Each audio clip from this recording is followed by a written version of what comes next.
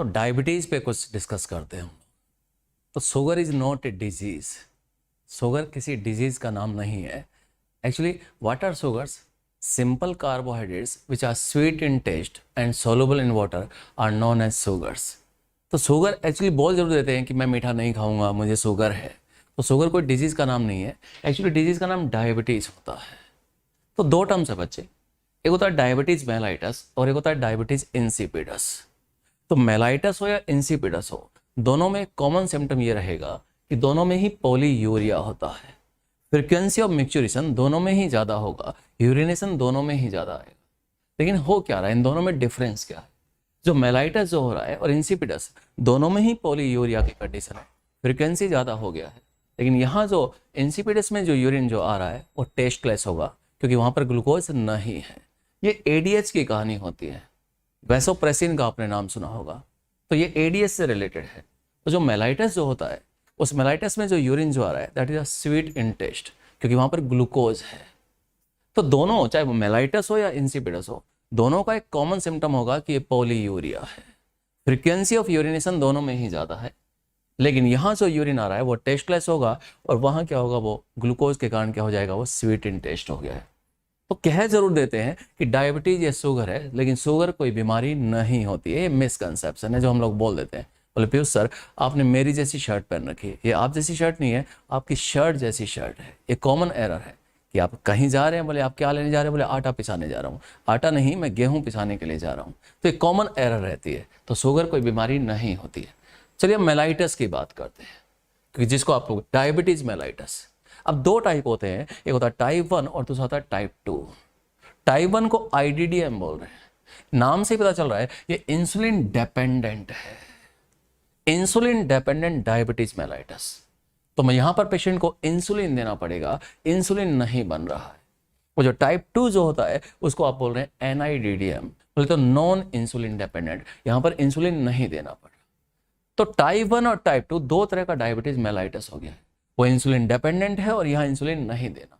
और टाइप 2 जो होता है it is most common in obese persons. मैंने ऐसा नहीं कहा कि हर मोटे लोगों को डायबिटीज होती है, लेकिन जिन मोटे लोगों को डायबिटीज की प्रॉब्लम होती है वो मेनली टाइप 2 का ही एग्जाम्पल होता है। तो डायबिटीज डिजीज का नाम है, शुगर कोई बीमारी नहीं होती है। तो सारा गेम एक्चुअली पेनक्रियास से रिलेटेड है, क्योंकि इंसुलिन है ना, हम टाइप 1 की ही बात कर रहे हैं। तो टाइप 1 जो डायबिटीज जो होता है उसमें हो क्या रहा है, चलिए पहले पेनक्रियास को रिकॉल करके देखते हैं हम लोग। कुछ याद आ रहा है?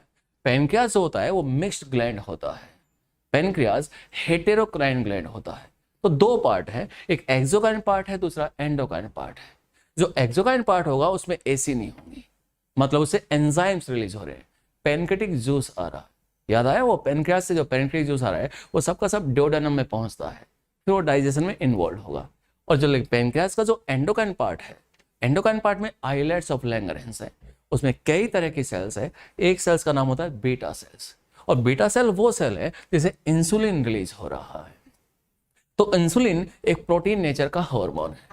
तो it is secreted by beta cells of islets of Langerhans of pancreas. और ये जो इंसुलिन रिलीज हुआ है ये हार्मोन है, तो ये ब्लड के थ्रू बॉडी सेल्स के पास पहुंचेगा। और जब बॉडी सेल के पास ये इंसुलिन पहुंचेगा तो सेल की मेम्ब्रेन पर ये रिसेप्टर है और इंसुलिन उसके साथ में बाइंड होगी। और जैसे ही इंसुलिन और रिसेप्टर का कॉम्प्लेक्स बनेगा, वैसे ही क्या होगा, इस सेल का परमेबिलिटी ग्लूकोज के लिए बढ़ गया है। अगर आपने को सेल मेम्ब्रेन थोड़ा सा याद आ रहा है, तो ग्लूकोज पोलर मॉलिक्यूल होता है, और ये पोलर मॉलिक्यूल इस सेल मेम्ब्रेन को इजीली क्रॉस नहीं कर सकता।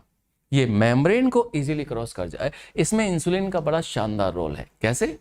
में इंसुलिन जाकर सेल को कहेगा तो सेल को स्टिमुलेशन मिला, तो सेल की मेम्ब्रेन पर एक प्रोटीन अपीयर हो गया है जो मैंने यहाँ पे ग्रीन कलर से दिखा रखा है, और ये प्रोटीन इस ग्लूकोज के ट्रांसपोर्ट में हेल्प कर रहा है। इस प्रोटीन को बोला ग्लूट, ग्लूकोज ट्रांसपोर्टर। ये ट्रांसपोर्टर प्रोटीन है जो ग्लूकोज के ट्रांसपोर्ट में हेल्प कर रहा है। तो हुआ ये, इंसुलिन ने जाकर सेल को कहा और सेल को स्टिमुलेशन मिला, और सेल ने ग्लूट का सिंथेसिस किया, फिर उसको मेम्ब्रेन पर फिट कर दिया, और मेम्ब्रेन पर ग्लूट अपीयर हो गया, तो सेल मेम्ब्रेन कैपेबिलिटी ग्लूकोज के लिए बढ़ गया। तो कहानी क्या निकली? कहानी ये निकली कि बॉडी की मोस्ट ऑफ सेल्स ग्लूकोज को काम मिले, इसमें इंसुलिन का शानदार रोल है। तो इंसुलिन ग्लूकोज के कंजप्शन को बढ़ा रहा है। हमारी मसल सेल्स है वहाँ भी ग्लूकोज का यूज़ हो रहा है ना, मेटाबॉलिज्म, एनर्जी चाहिए उन सब चीज़ के लिए। तो मसल सेल पे जो ग्लूट है एक्चुअली टाइप 4 होता है, इनकी कैटेगरीज होती है टाइप 1, टाइप 2, टाइप 3, टाइप 4, तो ये लंबी कैटेगरी है। तो टाइप 4 हमने यहाँ पे दिखाया है क्योंकि आपके एनसीईआरटी में जो बायोमोलिक्यूल चैप्टर जो दे रखा है वहाँ पे टाइप 4 दिया है, तो हमने यहाँ पे टाइप 4 ही ले लिया, मसल्स में है ये। तो इंसुलिन ने जाकर सेल को कहा और सेल को स्टिमुलस मिला, इसने ग्लूट का सिंथेसिस किया और वो ग्लूट प्रोटीन मेम्ब्रेन पर अपीयर हो गया। और जब मेम्ब्रेन पर ग्लूट आ जाएगा तो उस समय मेम्ब्रेन का परमिबिलिटी ग्लूकोज के लिए इंक्रीज हो गया। अब ग्लूकोज की एंट्री होगी, सेल ग्लूकोज को यूज करेगी। तो हुआ क्या डायबिटीज में, जो टाइप 1 डायबिटीज में, उसके अंदर क्या होगा, ये जो बीटा सेल्स होती हैं इनके अगेंस्ट इम्यून सिस्टम काम कर रहा है।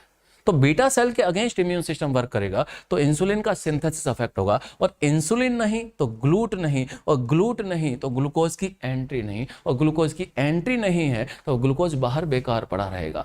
बॉडी सेल ग्लूकोज को यूज नहीं कर पा रही है, और ग्लूकोज को यूज नहीं कर पा रही है, और अगर उसने, जिसको ये प्रॉब्लम हुआ है कि इसके अंदर क्या हुआ, किसी पर्सन में बीटा सेल के अगेंस्ट इम्यून सिस्टम ने काम करना शुरू कर दिया। तो बीटा सेल के अगेंस्ट इम्यून सिस्टम काम करेगा तो इंसुलिन का सिंथेसिस अफेक्ट हुआ, इंसुलिन नहीं तो ग्लूट नहीं, और ग्लूट नहीं तो ग्लूकोज की एंट्री नहीं। इस बंदे में अब क्या होगा, तो ग्लूकोज बाहर बेकार पड़ा रहेगा। अब ग्लूकोज बाहर है और उसने अपनी लाइफ स्टाइल को बिगाड़ लिया, कार्बोहाइड्रेट रिच डाइट ले रहा है और ग्लूकोज का लेवल ज़्यादा हो रहा है क्योंकि वो यूज ही नहीं हो रहा है। तो फिर ग्लूकोज ज़्यादा बढ़ रहा है तो उसके समय क्या होगा, ग्लाइकोसेमिया, हाइपरग्लाइसेमिया हो गया है। तो ब्लड में ग्लूकोज का लेवल बढ़ रहा है, हाइपरग्लाइसेमिया की कंडीशन हो गई है, और ग्लूकोज लेवल बढ़ता जाएगा तो फिर दुनिया भर की कॉम्प्लिकेशंस वहाँ पे शुरू हो जाएंगी। तो एक्चुअली जो डिजीज है ना बच्चे, वो डायबिटीज है, शुगर कोई बीमारी नहीं होती। आप कह जरूर देते हैं कि पीयूष सर के घर आए, पीयूष सर ने मीठा रख दिया, बोले नहीं नहीं पीयूष सर मैं मीठा नहीं खाऊंगा, मुझे शुगर है। शुगर कोई बीमारी नहीं होती है, एक्चुअली बीमारी का नाम क्या होता है, डायबिटीज। तो sugar is not a disease.